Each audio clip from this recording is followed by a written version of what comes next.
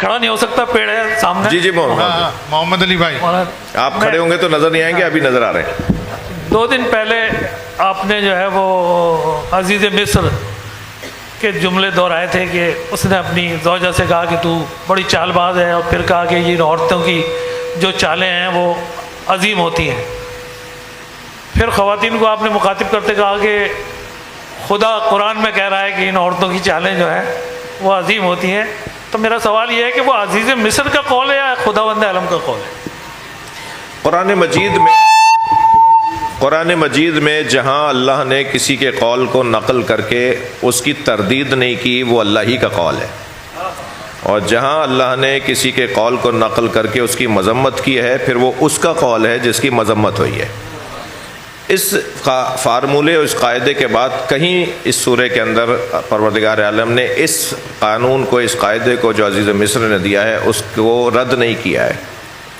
ہاں کچھ الفاظ ایسے نقل ہوئے ہیں جو مثلا حمالۃ الحطب کے ابو لہب اور اس کی زوجہ جمیلہ کے، یا مثلا شیطان کے کچھ الفاظ نقل ہوئے ہیں.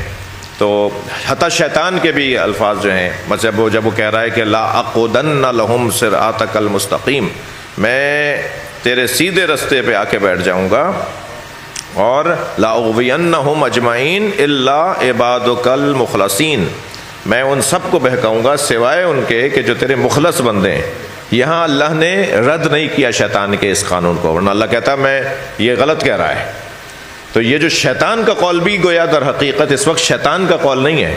شیطان کے قول کو اللہ نے نقل کر کے، شیطان کے قول کو اللہ نے نقل کے وہ قانون اور فارمولے کے طور پہ بیان کیا ہے کہ قانون یہی ہے کہ یہ بہکائے گا تمہیں، میں نے مان لیا اس کے بہکانے کو.